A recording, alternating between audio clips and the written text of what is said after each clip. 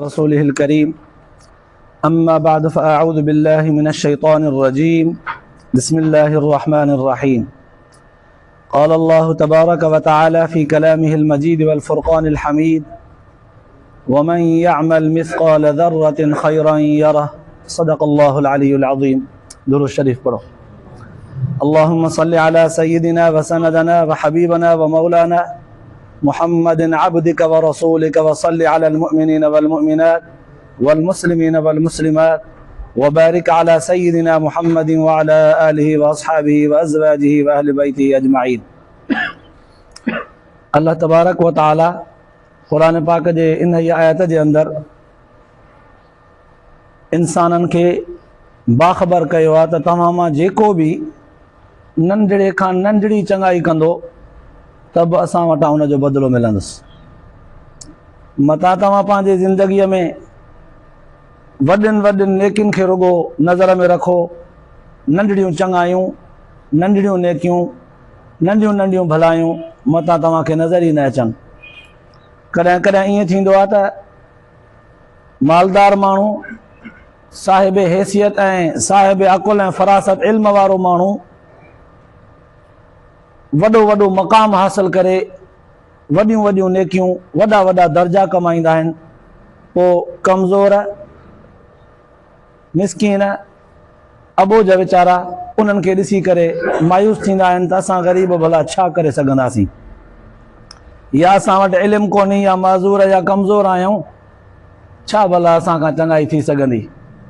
मायूस उहे न थियनि जंहिंखां जेतिरी नेकी थी सघे उहो पंहिंजूं नेकियूं करे, चङायूं करे, जंहिंजो जेतिरो मक़ाम आहे उहो ओतिरियूं करे, जंहिंजी जेतिरी हैसियत आहे, जेको जेतिरो ग़रीब आहे पंहिंजे हैसियत जे आधार ते चङायूं करे, चङाइनि खां ख़ाली न रहे।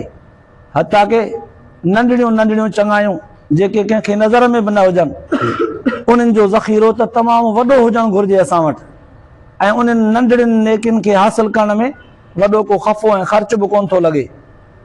अंदाज़ो तॾहिं थींदो तव्हांखे नंढियुनि नेकियुनि जो ऐं वॾियुनि नेकियुनि जो फ़र्क़ु बि तॾहिं थींदो जॾहिं अल्लाह तबारक व तआला वटि तराज़ूअ में तोर थींदी। कॾहिं वॾा वॾा अमल बि इख़लास खां ख़ाली हूंदा आहिनि त तराज़ूअ में कोई वज़न न रखंदा आहिनि। कॾहिं नंढड़ियूं नंढड़ियूं नेकियूं बि इख़लास सां भरियल हूंदियूं आहिनि त तराज़ूअ जे पलड़े खे ॻरो करे विझंदियूं आहिनि। इन ते मां हिकिड़ो मिसाल ॾियां। इमाम ग़ज़ाली रहमतुल्लाह अलैह वक़्त जो वॾो मुहद्दिस फ़क़ीह थी गुज़रियो आहे, जय्यद आलिम थी गुज़रियो आहे। इल्म जे अंदरि उन जूं वॾियूं ज़बरदस्त तसानीफ़ किताब छपियल आहिनि, कीमियाए सआदत, अहयाउल उलूम, इहे वॾा मशहूर किताब आहिनि उन जा, जिन मां पूरी काइनात, पूरी इंसानियत, पूरे हुज़ूर जी उम्मत सल्लल्लाहु अलैहि वसल्लम जी उम्मत फ़ाइदो वठे थी। उन बुज़ुर्ग हस्तीअ जी जॾहिं वफ़ात थी, कुझु ॾींहंनि खां पोइ कंहिं वॾे अहलुल्लाह अल्लाह जे नेक सालिह बाने वलीअ खे ख़्वाब में आया। उन बुज़ुर्ग हम असर माण्हू हुउसि, उन पुछियुसि ग़ज़ाली साहब छा गुज़रियो अॻिते? चयईं त यार अल्लाह तबारक व तआला जी आॾो पेशी थी, अल्लाह ताला पुछा फरमाई छा खणी आयो आहे, कहिड़ो अमल आंदो अथई? मां चयुमि त साईं तुंहिंजे तौहीद जा तराना ॻाया हम, किताब लिखिया हम, शरीयत दीन अहकाम जा मसइला लिखी करे माण्हुनि ताईं पहुचायुमि। अल्लाह ताला फरमायसि इहे असां वटि वज़न नथा रखनि, ॿी ॻाल्हि कर, ॿियो को अमल ॿुधा। इमाम ग़ज़ाली रहमतुल्लाह अलैह फरमाए थो ख़्वाब में पंहिंजे उन दोस्त अल्लाह जे वलीअ खे त जॾहिं इहा ॻाल्हि, इहा मोट मिली त इन्हनि खे छॾ, ॿी ॻाल्हि कर, इहे असां वटि वज़न नथा रखनि, त उन महिल मूंखे ॾकणी वठी वई, पेर ॾकनि पिया, हथ ॾकनि पिया। मां चयुमि त एॾियूं वॾियूं नेकियूं, वॾा किताब जिन ते मूंखे फ़ख़्रु हो, उन्हनि जी अल्लाह तबारक व तआला वटि क़दुर क़ीमत कान थी, उन्हनि जो ई हीउ हाल आहे त अॻिते छा थींदो? मूंखे ॾकणी वठी वई, मुंहिंजा पेर ॾकनि पिया, मां सॼो हलां पियो। अल्लाह ताला पंहिंजे फज़ल सां फरमायो त ग़ज़ाली फ़िक्र न कर, हिकिड़ी नेकी तुंहिंजी असां वटि आहे अहिड़ी जेका तुंहिंजे नज़र में कान्हे। तूं हिकिड़े दफ़े किताब पियो लिखी, पुराणे ज़माने में लिखण जो अंदाज़ ईअं हूंदो हो त काने जी हिकिड़ी किल्क ठाही हुई, पोइ कुपड़ी हूंदी मस जी उन मां ॿोड़े करे पोइ ईअं लिखंदा वेंदा, वरी ख़ाली ख़ुश्क थींदी वरी ॿोड़ींदा वरी लिखंदा। इमाम ग़ज़ाली रहमतुल्लाह अलैह उन दौर में ईअं लिखे पियो। पोइ हिकिड़े दफ़े पंहिंजी किल्क उहा काने वारी मस कुपड़ीअ में ॿोड़े करे हीअं खणी अञा लिखण ते तयारु थियो त मख अची करे उन किल्क ते वेठी। इमाम साहब ॾिठो त उञारी आहे, तॾहिं मखे अचे मुंहिंजे हिन कलम ते वेठी आहे। उन कलम खे उते झले बीठो, न लिखियईं, भला पी वञे छा पीअंदी। उन उहो कतरो हिकिड़ो जेको उन कलम ते मस जो आयो हो उहा मख पी करे ढो करे हली वई। पोइ वरी ॿीहर उहो कलम मस कुपड़ीअ मां ॿोड़े करे वरी लिखणु शुरू थियो। अल्लाह तबारक व तआला फरमास तोखे यादि कान्हे तो लिखी पियो त इहा मख तुंहिंजे कलम तां पी करे पंहिंजी उञ उझाए वई। मुंहिंजे मखलूक ते तो एतिरो तरस खाधो, कमज़ोर ज़ईफ़ मखलूक जंहिं ते माण्हुनि जी नज़र बि कान हूंदी आहे, तो उनजे उञ जो बंदोबस्तु कयो पंहिंजे कलम सां इंतज़ारु करे, बसि इन हिकिड़ीअ जे नेकीअ जे करे तोखे बख़्शे छॾियो। अल्लाह ताला फरमास मुंहिंजे फज़ल जो मज़ो वठ, जन्नत जा मज़ा वञी माण। त मुंहिंजा भाइरो इन जो मक़सदु ही कतान बि कोन्हे त वॾियूं वॾियूं नेकूं न कजनि, या इख़लास कोन्हे त पोइ अमल ई न कजनि। अमल कजनि, जंहिंखां जेतिरा थी सघनि उहो करे, जेको वॾो ओतिरो भलो। अल्लाह तबारक व तआला पंहिंजे फज़ल सां जंहिं अमल खे पंहिंजे फज़ल जे नज़र सां ॾिसंदो बंदे खे बख़्शींदो। पर हुजनि त सही न अमल, असां जेकर इन नज़र सां त उहो ई इख़लास बि कोन्हे, ॾेखाव थी वियो आहे, पोइ अमल करण मां कहिड़ो फ़ाइदो, कयूं ई न त दामन ई ख़ाली हूंदो। अल्लाह जे रसूल सल्लल्लाहु अलैहि वसल्लम जन जो फरमान आहे मुंहिंजी उम्मत अमल खणी अचे, खोटा के सोटा, पूरा अणपूरा खणी अचिजो, पोइ तव्हांजे लाइ सिफारिश करे त सघंदुसि न। खणी आया मुंहिंजा रब खणी आया अथई, जहिड़ो हाल हुयो न, ईअं न हुजे त हथ ख़ाली अचो। ॿियो अहिड़ो ई वाक़ियो ज़हन में अचे थो, 80 साल रोअंदे इबादत करण वारो मंसूर बिन ज़कीन रहमतुल्लाह अलैह वॾो बुज़ुर्ग थी गुज़रियो आहे। मालदार माण्हू बि हो, ज़बरदस्त नेक ऐं सालिह बानो हो। अक्सर उन जी ज़िंदगी रोंदे गुज़रंदी हुई।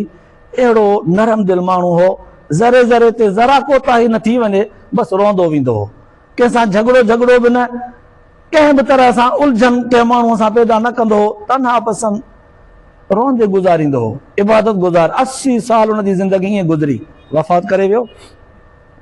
कुझु ॾींहंनि खां पोइ पंहिंजे पुट खे ख्वाब में आयो, पुछईंसि बाबा जान ॿियो ख़बर कीअं अॻिते मामिलो थियो। चई बाबा अल्लाह ताला जी आॾो पेशी थी, अल्लाह ताला पुछा फरमाई त मंसूर कहिड़ा अमल आंदा अथई।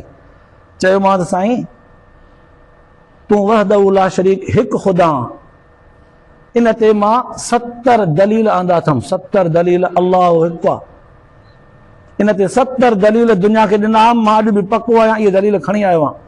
अल्लाह ताला फरमाइस ॿी ॻाल्हि कर, छॾ हिननि खे, ॿी ॻाल्हि कर, असां वटि हिन जो वज़न कोन्हे। चई त पोइ या इलाहुल आलमीन 1 लख दिरहम तुंहिंजे रज़ा जे लाइ ख़र्च कयां, तुंहिंजे रज़ा जे लाइ, कोई मक़सदु कोन हो, उनजो कोई एवज़ो मूंखे कोन मिलियो, न के साईं साईं, न के मोहलत, न के इज़त, न के आबरू, कुझु बि न मिलियो, तुंहिंजे रज़ा ख़ातिर ख़र्च कयो। अल्लाह ताला फरमाइस इन जी बि असां वटि वज़न ऐं क़ीमत कान्हे का, असां ॾिनो असांजे नाले ते ॾेई छॾियई, ॿी का ॻाल्हि कर।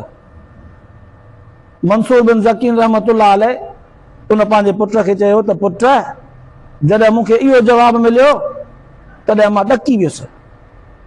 मां सोचियुमि त हाणे त मुंहिंजो को बि अमल वज़नी कोन थींदो, जिन वॾनि अमलनि ते मूंखे फ़ख़ुरु हो उन्हनि जी अॼु हैसियत कान्हे, त पोइ कहिड़े मुंहं सां को ॿियो अमल चवां। अल्लाह तबारक व तआला फरमायो मंसूर घबरा न, कोन आई यादि। साईं कहिड़ी ॻाल्हि, त तोखां विसरी वई आहे, मां यादि ॾियारां। साईं यादि ॾियारायो। अल्लाह ताला फरमायो त रस्ते सां वञी पियो हिकिड़ो कंडो पियो हो, कंडो पेर जे थुॾे सां उनखे हटाए छॾी त मथां कंहिंखे लॻी न वञे, बसि इन जे करे पंहिंजे फज़ल सां तोखे माफ़ु कनि। इहे नंढड़ा मामूली अमल आहिनि जिन खे तव्हां असां नज़र में ई न रखंदा आहियूं, ॻणींदा ई न आहियूं, जिन अमलनि जे तरफ़ असांजो तवजो ई न वेंदो आहे।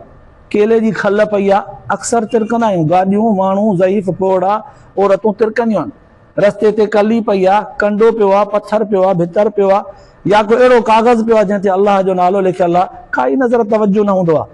हिन दरस ऐं हिननि ॻाल्हियुनि जो मक़सदु ही आहे त असांजी नज़र रुॻो वॾियुनि वॾियुनि शयुनि खे हासिल करण ते आहे। कॾहिं कॾहिं नंढड़ियूं शयूं बि असांखे कामयाबु बनाइण में अॻोए खटी वेंदियूं आहिनि। त उहे नंढड़ियूं नंढड़ियूं शयूं ॾिसो हाणे अहिड़ियूं हासिल करण में को वॾो ख़फ़ो ख़र्च बि कोन्हे। माण्हूअ खे जिथे नज़र अचे तवजो हुजे इहे नंढड़ियूं नेकियूं त हज़ारों माण्हूअ वटि हुजनि, मन का हिकिड़ी अलाह ताला वटि अघामी वञे त रब जे तरफ़ खां माफ़ी मिली वञे। अलाह पाक शाला तव्हां असांखे इन नंढड़ियुनि नेकियुनि जे तरफ़ बि तवजो जी तौफ़ीक़ नसीब फरमाए, ॿुधण ऐं ॿुधाइण खां पोइ आख़िरत जे लाइ निजात जो ज़रियो बनाए। आख़िर दावाना अल्हम्दुलिल्लाहि रब्बिल आलमीन।